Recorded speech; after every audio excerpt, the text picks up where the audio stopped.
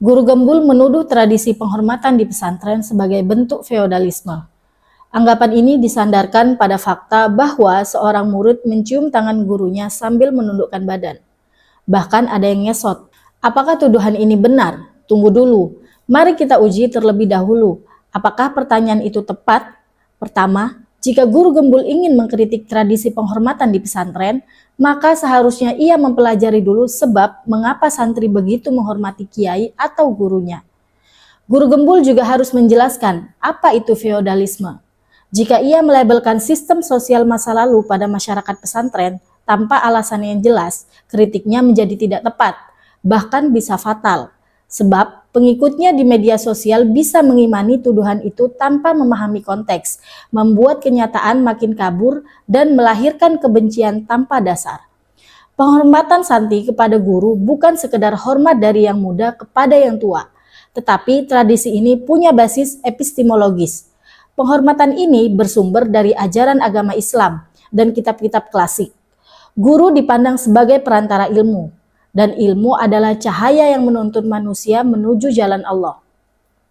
Imam Al-Ghazali dalam kitab Ihya Ulumuddin menegaskan, keberkahan ilmu tidak akan diperoleh kecuali dengan menghormati guru dan bersikap tawaduk kepadanya. Syekh Azhar Nuji dalam kitab Ta'lim Muta'alim juga menulis, barang siapa tidak menghormati gurunya, maka ia tidak akan memperoleh manfaat dari ilmunya. Ada banyak alasan atas penghormatan kepada kiai yang bersumber dari ilmu dan keyakinan agama. Jadi, penghormatan itu bukan karena kuasa, tapi cinta dan penghargaan terhadap ilmu yang bersumber dari ajaran agama. Apakah itu salah? Logikanya jelas, kiai memberi ilmu. Bahkan, banyak kiai menanggung biaya santri tanpa pamrih. Apakah salah jika santri menghormatinya, mencium tangan dan memberi amplop kecil sebagai bentuk terima kasih? Itu bukan relasi ekonomi, melainkan ekspresi tulus dan kasih sayang. Kiai tidak pernah meminta hormat, tidak pernah menuntut amplop. Santri melakukannya dengan ikhlas dan tak ada yang dirugikan. Sekarang, mari kita bahas apa itu feodalisme. Feodalisme adalah sistem sosial, politik, dan ekonomi yang hidup di abad pertengahan. Dalam sistem ini, kekuasaan dan status diukur dari kepemilikan tanah. Raja berada di puncak piramida, di bawahnya ada bangsawan, kesatria, dan rakyat kecil yang disebut serf atau hamba tani. Rakyat tidak punya tanah sendiri, harus bekerja di lahan tuan feodal, memberi hasil panen dan tunduk mutlak pada perintah. Disuruh kerja dengan gaji kecil, bahkan ada yang tidak digaji. Mereka tidak bebas, bahkan bisa dihukum bila menolak perintah. Dalam sistem ini juga ada kasta militer, yakni kesatria dan pasukan kerajaan. Mereka menjadi alat kekuasaan untuk menjaga kepatuhan rakyat. Jika ada yang menentang, pasukan ini dikerahkan.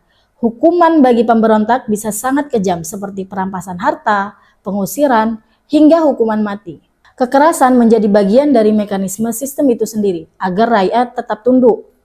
Hubungan sosial dalam feodalisme bersifat vertikal. Rakyat harus tunduk karena status kekuasaan dan ekonomi, bukan karena adab, keilmuan, atau spiritualitas. Inilah sebabnya feodalisme disebut sistem yang menindas. Ia melanggengkan ketimpangan, mengekang kebebasan berpikir, dan mematikan martabat manusia. Sekarang kita bisa bertanya balik kepada guru Gembul, yang kata Rocky Gerung, gemar ngibul. Di mana letak feodalisme di pesantren? Apakah karena santri mencium tangan kiai? Kalau begitu, semua murid yang mencium tangan guru berarti feodal. Apakah karena santri menunduk atau ngesot? Itu ekspresi hormat, bukan karena paksaan. Apakah santri akan dihukum jika tidak melakukannya? Tidak, tidak ada relasi sosial politik yang timpang di situ. Kiai tidak diuntungkan secara ekonomi, santri pun tidak. Kiai juga tidak dirugikan, walaupun seumur hidupnya dibaktikan untuk mendidik santri. Jika santri mendapatkan kehidupan atau ilmu bahkan gratis, apakah salah memberikan penghormatan kepada kiai? Seorang anak mencium kaki ibunya sebagai bentuk cinta dan penghormatan. Apakah itu feodalisme? Jika guru Gembul benar akademisi dan intelektual, ia seharusnya bisa mempertanggungjawabkan tuduhannya dengan kajian yang jernih. Jika tidak, tuduhan itu hanya menjadi kebenaran palsu yang diimani pengikutnya secara membabi buta. Tuduhan feodalisme berdasarkan potongan video itu bukan hanya bias subjektif. Lebih dari itu, petanda penuduhnya tidak benar-benar memahami konteks tradisi, kemudian menghubungkannya secara brutal dengan sistem sosial di masa lalu. Jadi, menyamakan tradisi pesantren dengan feodalisme itu tidak adil, brutal, dan jauh dari konteksnya. Ingatlah kata-kata Pramudia Anantatur, seorang terpelajar harus sudah berbuat adil sejak dalam pikiran, apalagi dalam perbuatan.